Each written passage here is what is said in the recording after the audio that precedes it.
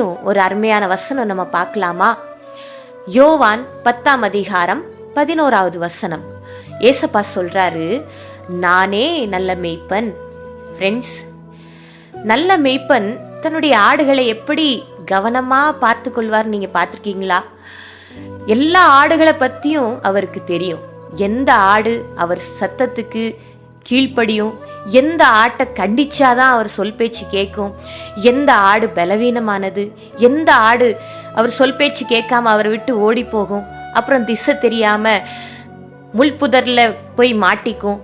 ஆனாலும் அந்த மேய்ப்பன் அந்த ஆட்டை தேடி அந்த ஆட்டை கண்டுபிடிச்சு அவருடைய தோல்ல தூக்கி கொண்டு சுமந்து கொண்டு மறுபடியும் மற்ற ஆடுகளோட அந்த ஆட்டை சேர்த்து கொள்வாரு. அதே போலதான் ஃப்ரெண்ட்ஸ், ஒரு நல்ல மேய்ப்பன் எப்படி தன்னுடைய ஒவ்வொரு ஆடுகள் மேலேயும் கரிசனையா இருக்கிறாரோ அதே போலதான் ஏசப்பாவும் நமக்கு நல்ல மேய்ப்பனா இருக்கிறாரு.